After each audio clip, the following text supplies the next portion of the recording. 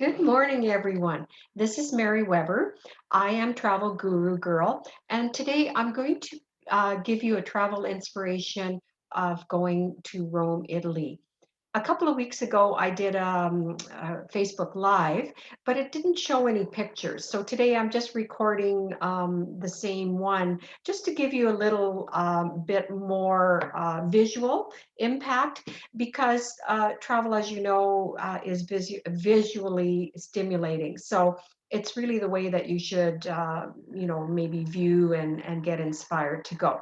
So travel inspirations, Rome, Italy, Travel Guru Girl and Caprice Girls on the Go. And my name is Mary Weber. So I'm going to share my screen and then we will get started with the presentation. So why Rome? Well, because it's got lots to see and do. So I'm going to, just a minute, I'm having a little bit of trouble with my presentation. Okay, so how do we get to Rome? You can fly to Rome, to the Fiumicino Airport. It's also known as the Leonardo da Vinci Airport, and FCO for the call letters. It's about 32 kilometers into central Rome. So um, it's a bit of a drive in, so don't expect that you're landing and you're right in the central part. So another way to get from the airport is to take the Leonardo Express, which is the train system that will take you there, and to the Termini station, which is the main train station in all of Italy, or all of Rome, and feeds from other parts of Italy and other parts of Europe. You can also take a cab for approximately 50 euros, or you can take a shared bus, or you can take an arranged transfer, which often I arrange ahead of time. If you're on a tour, there's often a transfer that will take you directly to your hotel. So as I mentioned, all trains from all over Italy and Europe also go to Termini. And also, uh, I recommend that you only take one suitcase if you can, and one that you can handle, because at various train stations, sometimes there's no escalator, sometimes there's stairs that you have to be able to handle your luggage by yourself. So that's very important. And also, if you're going on a cruise afterwards, you can take a taxi, or if you've landed at the airport and you're going on a cruise, you can take a taxi directly to the port. But if you haven't been to Rome before, then I would suggest that you stay in Rome first before you go out to the port. Do not rent a car if you're staying in Rome, because it's very difficult to park. It's very difficult to drive. There's all kinds of rules and regulations. But if you're landing at the airport and renting a car to go out, then by all means do so. So there's lots of history in Rome. It was one of the greatest and most influential civilizations. It began approximately 753 BC and lasted for well over 1,000 years. They grew to rule much of Europe, so they were conquerors. So they went all the way from Western Asia, North Africa, Europe, Britain to Turkey. And as they went along, they absorbed some of the languages, the art, how people lived as well. So they were very, very smart people. Great architects and engineers. They engineered a network of roads of over 90,000 kilometers and over 200,000 kilometers of smaller roads. So that enabled regular people like you and me to travel, and the rich to travel, and also for the armies to travel. They had running water, they had spas, they had aqueducts. They were the first to travel for pleasure. So they often had villas in the country or along the ocean. So that would be like going on an all-inclusive. There was spas there, of course. So that would be like a spa or wellness vacation. And then they liked their sporting events. So that's why the Colosseum was built. And they had thousands of people sitting there that would enjoy the gladiators or the races, and of course the killing of the Christians. So that would have been like a Las Vegas comparison. So they were really the first influential travelers. So they traveled for relaxation and pleasure and entertainment, and of course for conquering other civilizations. Um, the main currency is the euro. The electricity is 220 with a two-prong plug. Take only what you need during the day. There's lots of pickpockets. By all means, enjoy the street food and make a copy of your passport and keep it separate from your real one because I often have taken my copy with me, of course, and hidden it, but at least have it if something happens. Use your credit card for large purchases because that helps protect your purchase. And if you're just going, to buy a small souvenir, don't use your credit card. Just use some small cash and keep it that way. Toilets, you may need to use a euro to use a public toilet as well. They try to keep them clean. So if you're paying, you know that more than likely it's going to be clean. Coffee is espresso first, so usually it's that small cup of espresso. In the stand-up coffee bars, it's less expensive because you order your coffee, you stand there and drink it quickly, and away you go. But if you sit down, expect to pay more. And if you're used to that larger cup of coffee, I would be asking for something like an Americano, okay, or a cappuccino. Try to say a few words in Italian because that's really appreciated and it shows the Italians that you're trying at least. And the best time to go is either spring or fall. I like May, I like September, October. Excellent time to go. Summer's way too busy and way too hot. For first timers getting around, I would suggest a tour. If you really want to get the most out of Italy and Rome, then you're with a guide, your hotels. All of the hotels are in central locations, all the must-sees are there. You're transferred some meals and you're shown around. So you really get a feel for what it's like in these different places. A great combination might be Rome, Tuscany, and Venice, but it could also be Capri, etc. Um, Rome was the epicenter of Catholicism, so there's many churches to visit. If you're cruising, go to Rome a few days early, take advantage of it, because if you're thinking, well, I'm on the cruise, I'm going to take a tour, come back, well, it's about an hour in and an hour out. So it really cuts down the amount of time that you actually spend in Rome, and that would be one day only. So I'd really suggest number one for jet lag, and number two for getting more of the Rome experience is to stay a few days before you go.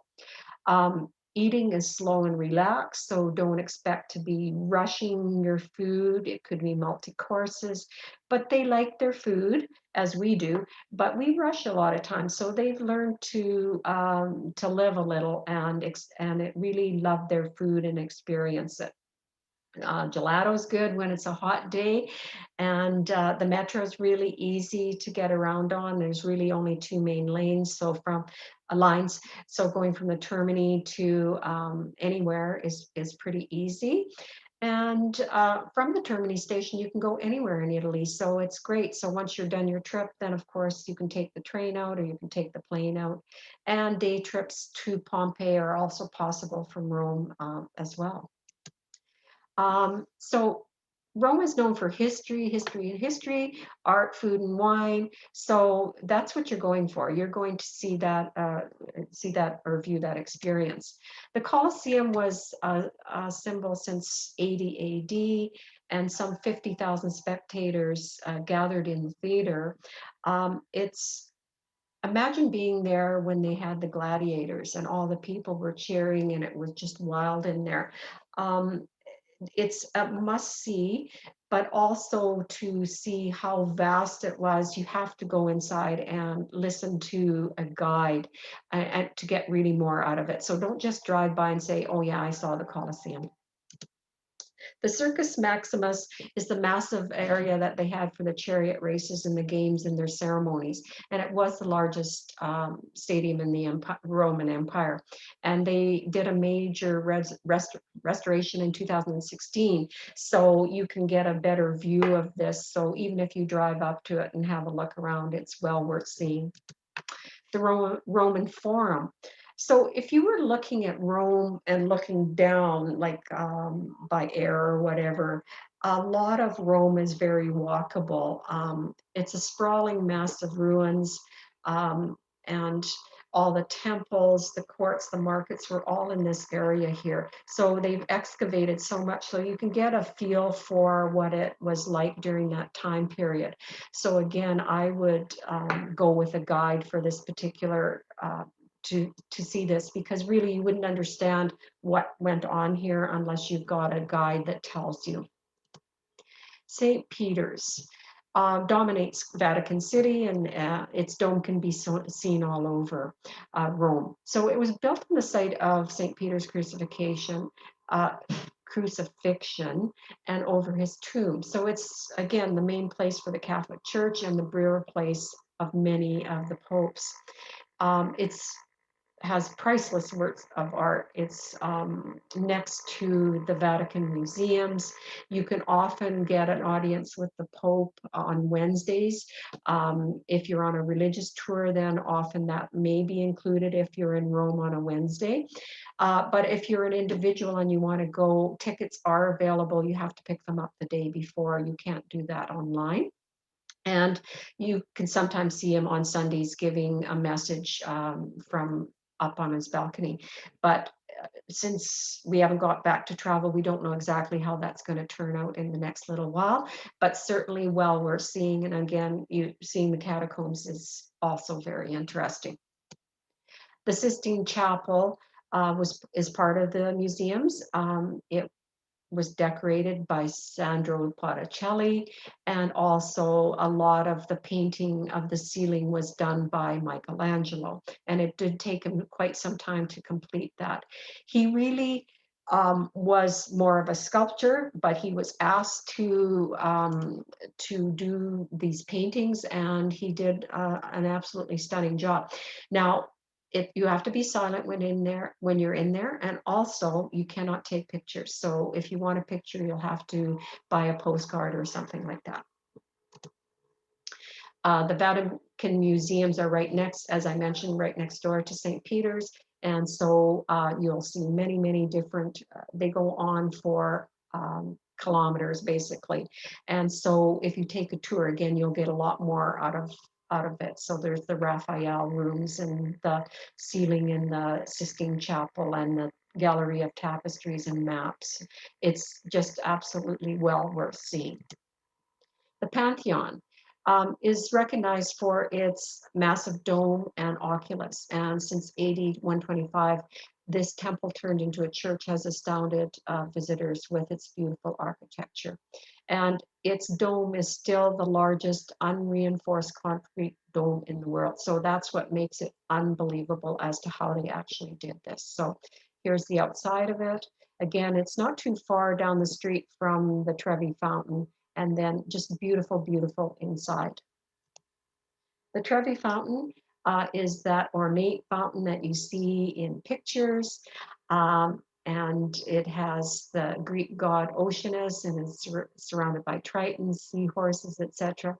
It's always very, very crowded, and it's recognized in many, many films, and also for the good luck of throwing the coin into the water. So just beware, there's lots of pickpockets in that area.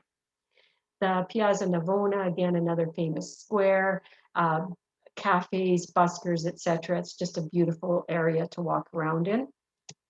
Spanish steps dating back between 1723 and 25. Again, a lot of people you'll see be sitting on these stairs, and it's recently been cleaned and restored. So I think it's a beautiful area to go and see. And the Palatine Hills. Rome is built on hills, and there's 7 hills, and the Palatine Hill figures the most importantly in history. It was said that Romulus founded Rome on the hilltop, and many of the archaeological sites are located there. So that is the Rome and why you should go there.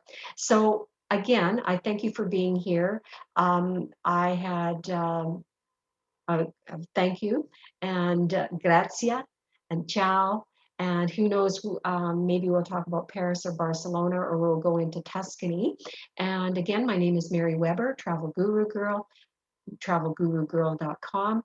And my email is mweber@tpi.ca. So have a great day. I'm going to stop sharing. And if you know of someone that's interested in traveling and you think might be interested in this video, please feel free to share it. I really appreciate that. Have a great day.